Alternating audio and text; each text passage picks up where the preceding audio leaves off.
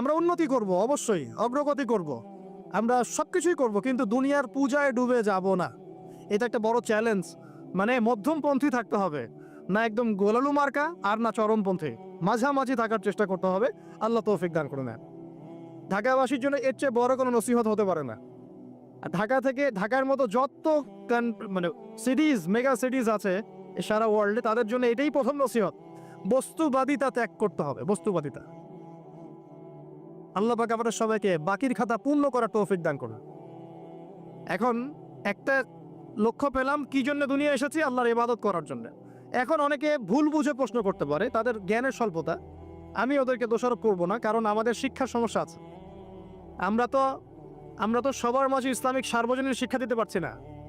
এই কারণে অনেকে প্রশ্ন করতে পারে, তাহলে কি সারা জীবন আল্লাহ বিল্লাহি করতে হবে? আমি কি সারা জীবন তাসবিহ তাহলিল জিকির আজকার নামাজি পড়ে বেড়াবো? তাহলে এটা হলো তার ভুল বুঝ। এই আয়াত সম্পর্কে ভুল ব্যাখ্যা। সঠিক ব্যাখ্যাটা কি? সঠিক ব্যাখ্যা হচ্ছে সূরা হাশরের 7 নম্বর আয়াত। কত নম্বর? সূরা হাশর 7 নম্বর আয়াত। আল্লাহ পাক বলেন, ওয়ামা আতাকুমুর রাসূলু ফাখুযুহু। রাসূলুল্লাহ সাল্লাল্লাহু আলাইহি ওয়াসাল্লাম তোমাদেরকে যা যা দিয়েছেন সব নিয়ে নাও। ওয়ামা নাহাকুম আনহু ফান্তাহু। রাসূল যা থেকে বিরত থাকতে বলেছেন সমস্ত বিষয় থেকে দূরে থাকো। এখন এই আয়াতটাকে সামনে রেখে কোরআন সুন্নাহকে যদি আমরা ঘাঁটি, আমরা দেখব রাসূলুল্লাহ সাল্লাল্লাহু আলাইহি ওয়াসাল্লাম পেশাব পায়খানা ইস্তিনজা করা থেকে শুরু করে রাষ্ট্র চালানো পর্যন্ত প্রতিটা কাজের হেদায়েত দিয়ে গেছেন। আলহামদুলিল্লাহ। এটা কেউ মানি বা না মানি, দিয়ে গেছেন, এটা বিশ্বাস করতে হবে। আমল করতে পারি বা না পারি, নবী দিয়ে গেছেন, বিশ্বাস করতে হবে। দলিল চাচ্ছেন, আপনি সহিহ বুখারী খোলেন, মুসলিম খোলেন, তিরমিজি, নাসাই, আবু দাউদ এগুলো খোলেন, দেখবেন আপনি ইস্তেঞ্জা করবেন কিভাবে, বসবেন কিভাবে, ঢোকার সময় কোন পা দিয়ে ঢুকবেন, বের হওয়ার সময় কোন পা দিয়ে বের হবেন, ইস্তেঞ্জা করার সময় কথা বলতে পারবেন কিনা, কতটুকু বলতে পারবেন, গোসল কেমন করে করবেন, ওযু কিভাবে করবেন, আপনি আগে কি পা থেকে শুরু করবেন নাকি হাত থেকে শুরু করবেন, কিভাবে নামাজ পড়বেন, আগে গিয়ে সেজদা করবেন নাকি ইকামত হবে, আজান হবে, আল্লাহু আকবার তাকবীর দিবেন, কিভাবে নামাজ শেষে বের হয়ে আপনি ব্যবসায় চলে যাবেন, কিভাবে আপনি ব্যবসা করবেন, কিভাবে চাকরি বাকরি করবেন, সমাজের মানুষের সাথে মেলামেশা করবেন, মানুষকে দিনের দাওয়াত দিবেন, ইভেন কিভাবে আপনাকে যদি আল্লাহ ক্ষমতা দেন আপনি কিভাবে সোসাইটি মেনটেন করবেন, সমাজ এবং রাষ্ট্র মেনটেন করবেন, প্রতিটা হেদায়েত খুঁটিনাটি কোরআন এবং সুন্নাহ দিয়েছে আমাদেরকে। এই বিশ্বাস আগে রাখতে হবে। এই বিশ্বাস না রাখলে কেউ মুসলিম হতে পারবে না। I am very sorry to say, এই বিশ্বাস না করলে কেউ মুসলিম হতে পারবে না। আগে বিশ্বাস, তারপরে কাজ করতে পারেন কিনা সেটা পরের ইস্যু। এবং আমি বলে দিচ্ছি, এই যুগে আপনি 100% পারবেন না। সিম্পল। এই যুগে আপনি 100% পারবেন না, এটা স্বাভাবিক। কারণ এই পুরো বিশ্বটা তো ইসলামাইজড না। পুরো বিশ্ব কি ইসলামাইজড? বরং পুরো বিশ্বটা কুফরের উপর আছে। কিসের উপর আছে? পুরো ওয়ার্ল্ডটাই কুফরের উপর আছে। পুরো ওয়ার্ল্ডটাই। একটা এক্সাম্পল আমি প্রমাণ করতে পারি, একটা এক্সাম্পল খালি। আল্লাহ পাক বলছে সূরা মুলক, রাতের বেলা পড়তে হয় না সূরা মুলক? রাতের বেলা সূরা মুলক পড়তে হয়, যে পড়বে তার কবরের আযাব হবে না ইনশাআল্লাহ। কবরের আযাব থেকে আল্লাহ পাক তাকে বাঁচাবেন ইনশাআল্লাহ। সূরা মুলক তেলাওয়াত করতে হবে রাতের বেলা। এই সূরার প্রথম আয়াতে আল্লাহ বলেছেন, তাবারাকাল্লাযী, বরকতময় সেই আল্লাহ, বিয়াদিহিল মুলক, যার হাতে পুরো মহাবিশ্বের ক্ষমতা। কার ক্ষমতা? তাবারাকাল্লাযী বিয়াদিহিল মুলক, বরকতময় সেই আল্লাহ যার হাতে পুরো মহাবিশ্বের ক্ষমতা, সার্বভৌমত্ব। ক্ষমতার বাংলা কি বলতে পারি আমরা? এটাকে ইংরেজিতে আপনারা কি বলেন? আপনারা বলেন সভরেন্টি। কি বলেন? সভরেন্টি বিলংস টু আল্লাহ। এখানে সভরেন্টি বিলংস টু কে? আল্লাহ। কিন্তু এই পুরো বিশ্বের সার্বভৌমত্বের মালিক কি এখন আল্লাহর বাকি আছে? মানুষ নিজের হাতে নিয়ে নিয়েছে। কথা বুঝতে পারছেন না? পুরো বিশ্বে আল্লাহর সার্বভৌমত্ব চলে এখন, মানুষের সার্বভৌমত্ব চলে এখন। তো পুরো ওয়ার্ল্ডটাই কুফরের উপর আছে না? বিশ্বটাই কুফরের উপর। এখন বাদ দেন, এই ওয়ার্ল্ডে আপনি 100% ইসলাম ডিল করতে পারবেন না, সিম্পল। কিন্তু আগে বিশ্বাস করেন যে একদম টয়লেট থেকে শুরু করে আসমান পর্যন্ত সবকিছুই হেদায়েত কোথায় আছে, কোরআন শুনে আছে কি নাই? এখন মানতে পারি না, সেটা আলাদা ইস্যু। কেউ বিশ্বাস করেছে, মানতে পারে না, আল্লাহ তাকে মাফ করে দিবেন ইনশাআল্লাহ। বিশ্বাস করেছি, মানতে পারিনি, আল্লাহ মানে বিশ্বাস করেছি, আমল করতে পারি নাই, হে আল্লাহ আমল করতে গিয়েছি, প্রতিবন্ধকতা পেয়েছি, সমাজ এমন ছিল না, বিশ্ব এমন ছিল না, আমি পারি নাই, আল্লাহ মাফ করে দাও। ইনশাআল্লাহ আল্লাহ মাফ করে দিবেন ইনশাআল্লাহ। কারণ আল্লাহ পাক বলেছেন, কারো আমল নামায় যদি শিরকের পাপ না থাকে, যে কোনো গুনাহ আল্লাহ যাকে ইচ্ছা মাফ করে দেবে ইনশাআল্লাহ। আমল নামায় এখানে শিরকের পাপ রাখা যাবে না, যে কোনো গুনাহ আল্লাহ যাকে ইচ্ছা মাফ করতে পারেন।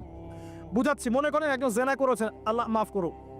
ওই জেনাকার ব্যক্তি যদি বিনা তওবাতেও মারা যায়, তওবা করে নাই, বিনা তওবাতেও মারা যায়, কাল কিয়ামতের মাঠে আল্লাহ পাক তাকেও মাফ করতে পারেন। আল্লাহু আকবার। কিন্তু একজন ব্যক্তি শিরক করেছে, তওবা না করে মারা গেছে, আল্লাহ তাকে মাফ করবে।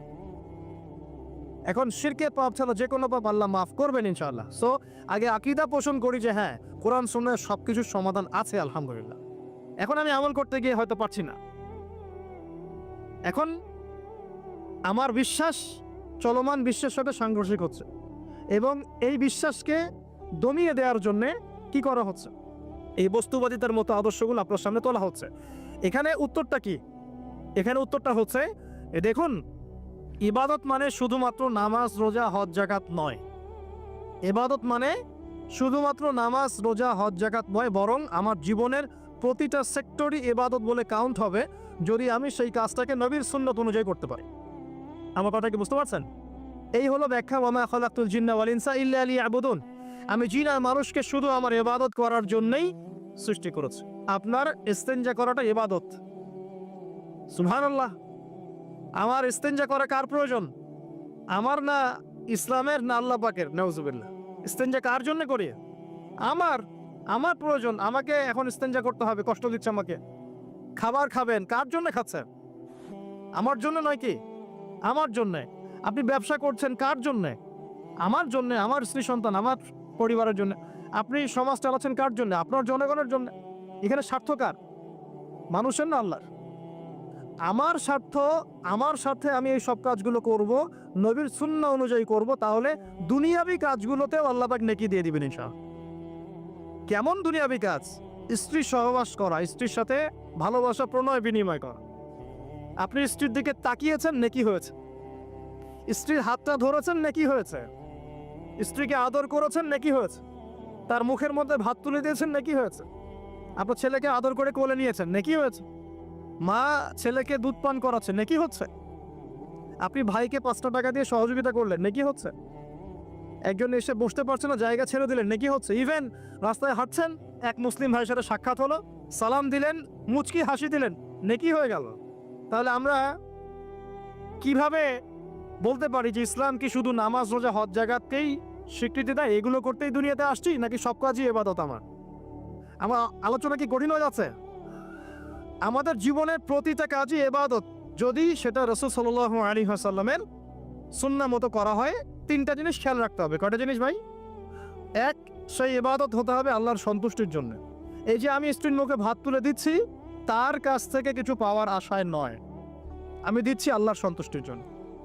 আমি যে একজন মুসলিম ভাইকে হাসি মুখে সাক্ষাৎ করলাম, ও আমাকে ভালো বলবে, পরে আমাকে হেল্প করবে, এমন এই জন্য নয়, আল্লাহ পাক সন্তুষ্ট হবেন তাই। আমি নামাজে দাঁড়িয়েছি, লোকে আমাকে ভালো বলবে এই জন্য দাঁড়াই নাই। দাঁড়িয়েছি কেন? যাতে আল্লাহ আমাকে কালকে আমাদের মাঠে বাঁচান। আমি দাড়ি ছেড়ে দিয়েছি কেন?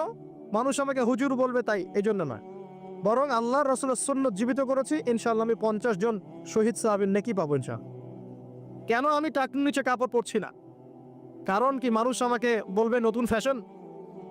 না, আমি এই কারণে পড়ছি যাতে রাসূল সাল্লাল্লাহু আলাইহি ওয়াসাল্লাম কালকে আমাদের মাঠে এই সুন্নাহর উপর আমল করার জন্য আমার পক্ষে সুপারিশ করে।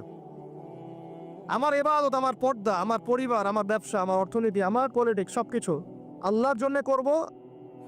এই একটা হলো মূলনীতি ইবাদত কবুল হওয়ার। 1, 2, সেই আমলটা হতে হবে রাসূলের সুন্নাহ মোতাবেক, অন্য কোনো পদ্ধতিতে নয়। মনে করেন আমি একজন খুব বড় বুজুর্গ হয়ে গেছি, নাউজুবিল্লাহ। না, আমরা এত বড় বুজুর্গ হয়ে যাই না। যে টাইটেলগুলো আপনারা দেন, এগুলোর কোনো প্রয়োজনও নাই। এখন একজন বড় বুজুর্গ এসে যদি আপনাকে কোনো ইবাদতের পদ্ধতি শিখিয়ে দেয় যে এই পদ্ধতিতে ইবাদত করো, অনেক ভালো হবে, কিন্তু ওই পদ্ধতির সাথে রাসূলের এবং সাহাবীদের পদ্ধতির কোনো মিল নাই। মুখরোচক মনে হলেও, দেখতে সুন্দর মনে হলেও, এবং অনেক মানুষ তা করছে এরকম দলিল থাকলেও সেই কাজটা করা যাবে না। কারণ কি? কারণ সেই কাজটা রাসূল সাল্লাল্লাহু আলাইহি ওয়াসাল্লামের সুন্নাহ মাফিক হয়নি। আল্লাহ রাসূল করেন নাই, সাহাবীরা করেন নাই, বাস আমি করব না, সিম্পল। ইমামরাও করেন নাই, পরবর্তী জেনারেশনের কেউই করেন নাই। এখন যত ভালো টাটকা মজা লাগুক, দেখতে সুন্দর লাগুক, বহু মানুষ করছে, এইসব দলিলে ইসলাম টিকবে না। আল্লাহ পাক বোঝার তৌফিক দান করুন। 1 নম্বর শর্ত আল্লাহর সন্তুষ্টির জন্য হতে হবে। 2 নম্বর রাসূলের পদ্ধতিতে হতে হবে। 3 নম্বর খুব ডিফিকাল্ট, 3 নম্বরটা বেশি ডিফিকাল্ট। প্রথম দুইটা পার হয়ে গেলেও 3 নম্বরে গিয়ে আমরা আটকে যাচ্ছি আর কি। বলবো, রাগটা করবেন না তো। 3 নম্বর হচ্ছে রিজিক হালাল হতে হবে। রিজিক হালাল হতে হবে। পশ্চিমার আদলে গড়া এই পুরো বিশ্বের বেশিরভাগ মানুষের রিজিক এখন হারাম। কেন হারাম? কারণ কোনো না কোনোভাবে আমরা সুদের সাথে সম্পৃক্ত হয়ে যাচ্ছি, কোনো না কোনোভাবে। আর নবীজি অনেক আগেই বলেছিলেন, 1400 বছর আগে, যে একটা জামানা তোমাদের সামনে আসবে, যে মানুষ সুদ খেতে চাইবে না তার গায়েও সুদের ছিটাফোঁটা গিয়ে লাগবে। লাগছে কিনা এখন? আপনি খেতে চাইবেন না, আপনাকে মেসেজ পাঠিয়ে দেওয়া হবে আপনার অ্যাকাউন্টে এত টাকায় যোগ হয়েছে। কি করবেন এখন টাকাটা আপনি? সুদের টাকা। সুদের টাকা মানে কি? 1 দিরহাম যে ব্যক্তি সুদ খেয়েছে সে যেন 36টা মেয়ের সাথে জেনার পাপ করেছে। বললাম সহি বুখারী হাদিস, একদম অকাট্য, সহি সনদ সহি, এমন না জয়ীফ জাল, এমন নয়। 1 দিরহাম যে ব্যক্তি সুদ খেয়েছে সে যেন 36 বার জেনা করলো, নবী সাল্লাল্লাহু আলাইহি ওয়াসাল্লাম বলেছেন। আর এই হাদিস তো আপনারা জানেন যে সুদের পাপের 73টা শাখা আছে। নিচের শাখা হচ্ছে মায়ের সাথে জেনা করা, মাকে বিয়ে করা, আর উপরের শাখা হচ্ছে আল্লাহ এবং তার রাসূলের সাথে যুদ্ধ করা। এগুলো অবলীলায় করছি আমরা। আর নবীজি বলছেন 4 শ্রেণীকে আমি অভিশাপ দিয়ে গেলাম। আল্লাহর নবী অভিশাপ দিয়ে গেলেন মানে সে জাহান্নামে যাবে, কোনো অবস্থাতেই জান্নাতে যাবে না। ইল্লা মাশা আল্লাহ। 1 যে সুদ খায়, 2 যে সুদ দেয়, 3 সাক্ষী থাকে, 4 লিখে রাখে। এখন বলেন এই সিস্টেমের বাইরে কতজন মানুষ আছে? এর বাইরে আবার আছে যাকাত না দেয়া, সম্পদ হারাম হয়ে যাচ্ছে। এর উপর আবার আছে ঘুষ যা না দিলে অনেক সময় চাকরি বাকরি হয় না। আর আস্তে আস্তে এগুলো আমরা ট্রেডিশন বানিয়ে নিয়েছি। এক সময় আমরা, শোনেন, এটাকে বলা হয় নিউট্রালাইজেশন, মানে স্বাভাবিকীকরণ। খুব কঠিন টার্ম বলে ফেলছি মনে কিছু কিছু।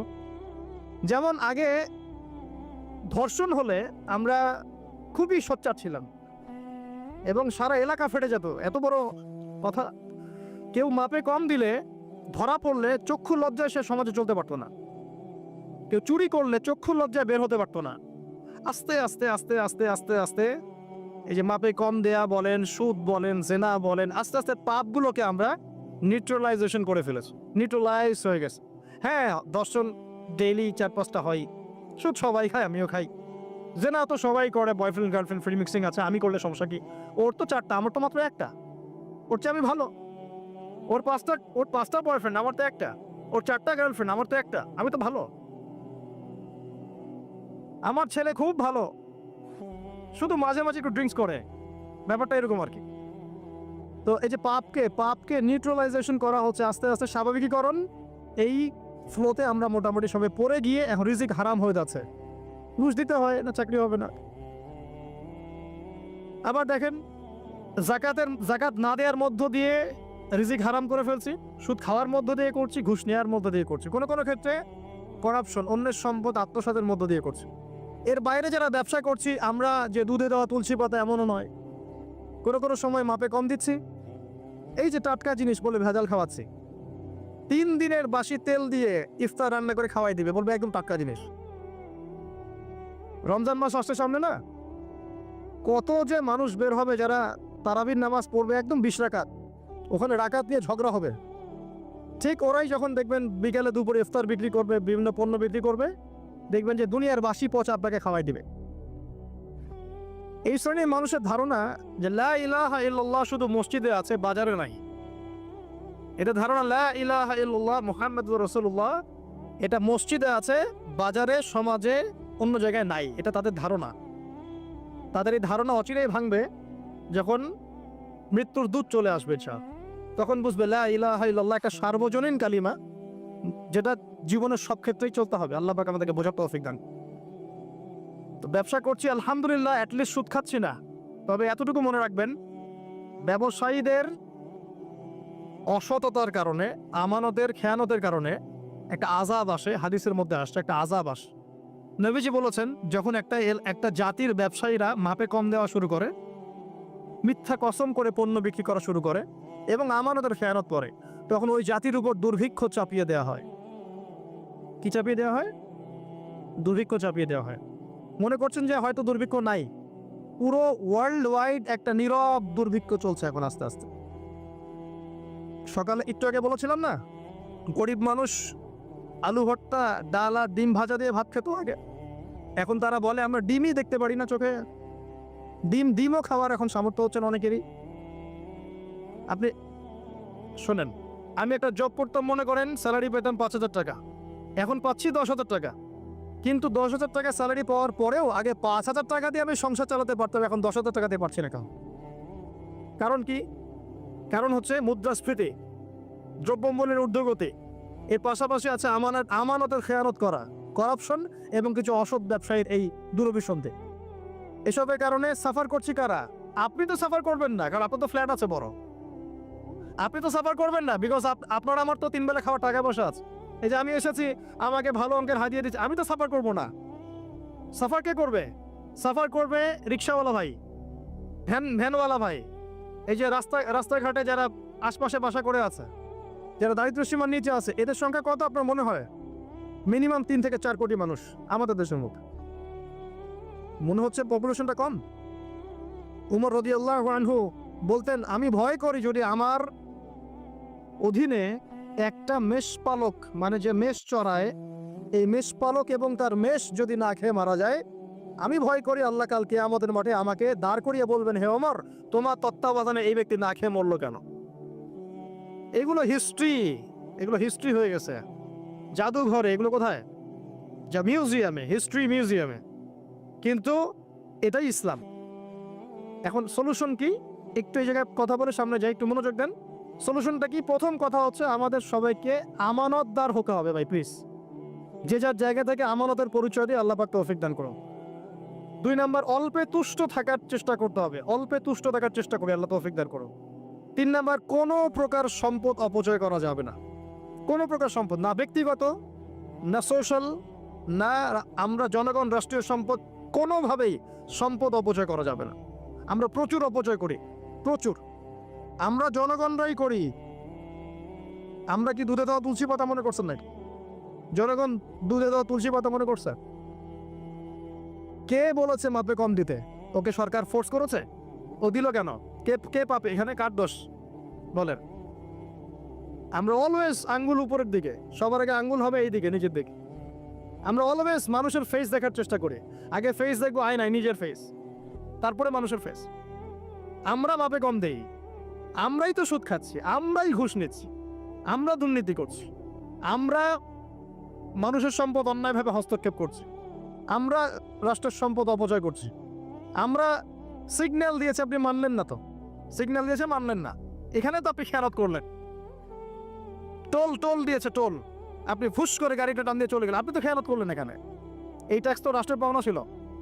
দীর্ঘদিন বিল পড়ে আছে, আপনি দিচ্ছেন না বিল, ট্যাক্সের টাকা দিচ্ছেন না, বিল দিচ্ছেন, আপনি তো খেয়ানত করছেন। এখানে এই হিউজ অ্যামাউন্ট অফ যদি করাপ্টেড মানিগুলোকে এক জায়গায় করা যায় না, বাংলাদেশ হবে নিউ ইয়র্ক একদম থেকে ইনকাম। বস্তুবাদিতার কথা বলছি, বস্তুবাদিতার দিক থেকে, কনস্ট্রাকশন এইসবের দিক থেকে আর কি, life, first lane of life, এই দিক থেকে যে জিডিপি এরকম থাকবে যদি সব করাপশনের টাকাগুলোকে আপনি জড়ো করতে পারতেন। কিভাবে সম্ভব? কে নিবে এই উদ্যোগ? আল্লাহ পাক এমন ব্যক্তিত্ব উপর থেকে নিয়ে আসুন বলি আমিন। দোয়া করতে কোনো দোষ আছে? XYZ হুএভার হি ইজ, এটা বড় কথা না। বড় কথা হচ্ছে কার হাতে ইনসাফ প্রতিষ্ঠা হয়। আল্লাহ পাক তৌফিক দান করুন। আল্লাহ পাক আমাদের সবাইকে তৌফিক দান করুন। সবাইকে সবার জায়গা থেকে সৎ হওয়ার তৌফিক দান করুন। আল্লাহ পাক সবার আগে আমাকে সৎ হওয়ার তৌফিক দান করুন এবং আপনাদের সবাইকে সৎ হওয়ার তৌফিক দান করুন। আগে ভালো মানুষ হই। আমি আমাদের মাদ্রাসার স্কুলের টিচারদেরকে আগে বুঝাই এটা, ছাত্রদেরকে এই পুঁথিগত বিদ্যা পরে শেখান, আগে শিখান তারা কিভাবে ভালো মানুষ হবে। ওদেরকে মোরালিটি শিখান, এথিক্স শিখান। বই পুস্তকে ডিগ্রি সার্টিফিকেট অর্জন করে আমি কি করব যদি আমি ভিতর থেকে মানুষ হতে না পারি? অনেক ডিগ্রি আছে আমার, কিন্তু আমি তো হিংসা করি মানুষকে, আমি আত্ম অহংকারে ভোগী, আমি অন্যের উন্নতি দেখতে পারি না, আমি মিথ্যা বলছি, প্রতারণা করছি, তাহলে আমি তো ভিতর থেকে পুঁথিগত বিদ্যায় দক্ষ হয়ে আল্লাহর কাছে পার পাবো না। পাবো? আল্লাহ পাক আমাদের সবাইকে ভিতর থেকে ভালো হওয়ার তৌফিক দান করুন বলি আমি। এটা করতে হলে প্রথম ট্র্যাক যেটা বললাম ভাই, দুনিয়ার নেশায় ডুবে যাওয়া যাবে না। দুনিয়াকে আমরা মনে করব দুনিয়া আমার প্রয়োজন, যতটুকু আমার হয়ে যায় সন্তুষ্ট থাকবো। আমরা অল্পতে তুষ্ট থাকার মানসিকতা লালন করে আল্লাহ পাক তৌফিক দান করুন। এরপর দুনিয়ায় আসার উদ্দেশ্যটা মাথায় রাখবো, এসেছে কি করতে? আল্লাহর ইবাদত করতে। আর এই প্রশ্নের উত্তর আমরা বের করে নিয়ে আসলাম, ইবাদত মানে শুধু নামাজ, রোজা, হজ, যাকাত নয়। ইবাদত মানে আমার জীবনের প্রতিটা কাজই ইবাদত। 3 শর্ত পূরণ করতে হবে। 1, আল্লাহর জন্য হতে হবে। 2, রাসূলের সুন্নাহ মাফিক হতে হবে। 3, আমাদের উপার্জনটা হালাল হতে হবে। এই হালাল এই কথা বলতে গিয়ে এই জায়গায় এসেছিলাম যে এই বিশ্বে হালাল খাওয়াটা খুব টাফ, কিন্তু অসম্ভব না। এখানে এই আয়াতের উপর আমল করলেই ইনশাআল্লাহ আল্লাহ মাফ করে দিবেন। সেটা হলো ফাত্তাকুল্লাহা মাসতাতাতুম। ফাত্তাকুল্লাহা মাসতাতাতুম। আল্লাহ পাক বলেছেন তোমরা সাধ্য মতো আল্লাহকে ভয় করো। তোমরা সাধ্য মতো ভয় করো। আমি বেঁচে থাকার চেষ্টা করি, আল্লাহ ওই চেষ্টাটাই দেখবেন ইনশাআল্লাহ তাআলা। 3টা জিনিস আমি আপনাদের মধ্যে ঢুকিয়ে দিতে চাই আজকের লেকচারে, যেটা আমি নিজের মধ্যে নিয়ে চলি যেদিন থেকে ইসলামের বুঝ এসেছে ওই দিন থেকে। 1, স্বপ্ন। 1 কি? স্বপ্ন। আপনি স্বপ্ন দেখতে শেখেন। Dream big. আপনি বড় স্বপ্ন দেখতে শেখেন। স্বপ্ন দেখেন যে ইনশাআল্লাহ একদিন পুরো বাংলাদেশ কেন পুরো বিশ্বে ইসলামের জয় জয়কার হবে ইনশাআল্লাহ। কথিত ইসলাম না, প্রকৃত ইসলাম ইনশাআল্লাহ। কথিত আর প্রকৃত ইসলাম কিন্তু এক না। কথিত ইসলাম মানে ইসলামের নামে ধর্ম ব্যবসাও আছে, ইসলামের নামে মাজার পূজা আছে, ইসলামের নামে অনেক ভণ্ডামি আছে না? ইসলামের নামে অনেক কিছু চলে যেগুলো আসলে ইসলামের সাথে সম্পর্কিত না। মানুষ করছে, মানুষ ইসলাম মনে করে। আমরা কথিত ইসলামের কথা বলছি না, প্রকৃত ইসলামের কথা বলছি। কোন ইসলাম? যে ইসলাম রাসূল সাল্লাল্লাহু আলাইহি ওয়াসাল্লামের যুগে ছিল, সেই ইসলাম। যে ইসলাম আবু বকর সিদ্দিকের যুগে ছিল, যে ইসলাম উমর ইবনুল খাত্তাবের যুগে ছিল, যে ইসলাম ওসমান আলী রাদিয়াল্লাহু আনহুমা তাদের যুগে ছিল, যে ইসলাম আদম থেকে নিয়ে মুহাম্মদ সাল্লাল্লাহু আলাইহি ওয়াসাল্লাম পর্যন্ত 1,24,000 নবী রাসূল আল্লাহর জমিনে প্রতিষ্ঠা করে গেছেন, ওই ইসলামের কথা বলছি। বড় স্বপ্ন দেখেন ইনশাআল্লাহ। এই স্বপ্নে আমিও একটা ভূমিকা রাখবো ইনশাআল্লাহ। এই স্বপ্নটা নিজের মধ্যে সেট করেন, তাহলে আপনার মধ্য দিয়েও ইসলাম একটা খেদমত পাবে ইনশাআল্লাহ।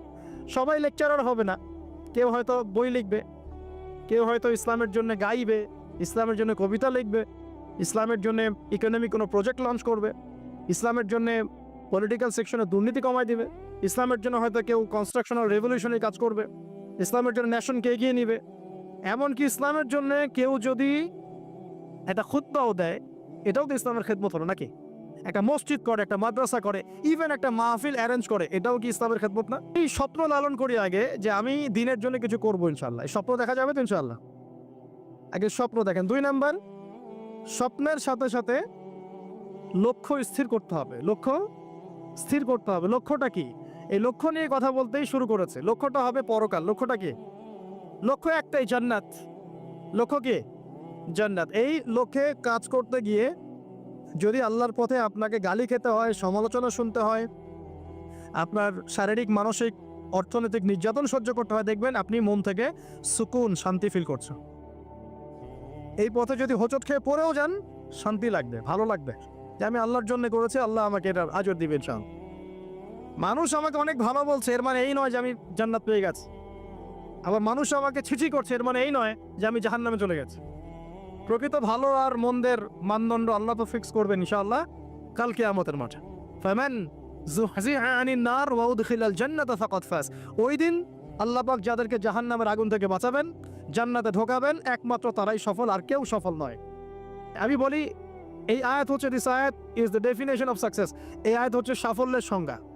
এই যে সাফল্য বলি আমরা, বাবা তোমাকে সফল হতে হবে, মা তোমাকে সফল হতে হবে, হ্যাঁ। What is the definition of success? আপনারা কি মনে করেন সাফল্যের সংজ্ঞা কি? দিস এই আয়াত সূরা আলে ইমরান, দ্য ভার্স নাম্বার 185, 185 নম্বর আয়াত সূরা আলে ইমরান। এই আয়াতটা হচ্ছে দ্য ডেফিনেশন অফ সাকসেস, সাফল্যের সংজ্ঞা। ফামান যুহজিহা আনিন নার ওয়া উদখিলাল জান্নাতা ফাকাদ ফাজ। যাকে জাহান্নামের আগুন থেকে কাল কিয়ামতের মাঠে বাঁচানো হবে এবং জান্নাতে ঢুকিয়ে দেওয়া হবে, বাস সে ব্যক্তি সফল, আর কেউ সফল না। এই বিশ্বে বহু বড় বড় মানুষ চলে গেছে, ফেরাউন এবং নমরুদ, আবু জেহেল, আবু লাহাব, উতবা, সাইবা, হ্যাঁ, মঙ্গলরা চলে গেছে, আলেকজান্ডার দ্য গ্রেটের আমল ছিল, হ্যাঁ, কত বড় বড় হিস্ট্রি, রোমকরা ছিল, গ্রিকরা ছিল, পার্সিয়ানরা ছিল না? সভ্যতা পড়েছেন তো এগুলো, হিস্ট্রিগুলো। চাইনিজদের সভ্যতা ছিল, রাশিয়ান কন্টিনেন্ট ছিল, কত বড় বড় সভ্যতা পৃথিবী থেকে চলে গেছে, এগুলো তো আমরা জানি। আর যেগুলো কোরআন বলেছে, নূহের জাতি, আদ, সামুদ, মাদিয়ান, কওমে লূত, কত জাতি পৃথিবী থেকে চলে গেছে। আমরা তো শেষের দিকে আছি। মানে আমাদের আর কিয়ামতের মাঝখানে ডিস্টেন্স হচ্ছে আসর থেকে মাগরিব পর্যন্ত সময়। এই উম্মত এবং কিয়ামতের মাঝখানের ডিস্টেন্স হচ্ছে আসরের নামাজ থেকে মাগরিব পর্যন্ত সময়। নবীজি বলছেন এরকম, এই আঙ্গুল থেকে এই আঙ্গুল যেমন দূরত্ব, আমার আর কিয়ামতের মাঝখানে এতটুকু দূরত্ব। সো হিস্ট্রি তো শেষ, আমরা শেষের দিকে আছি।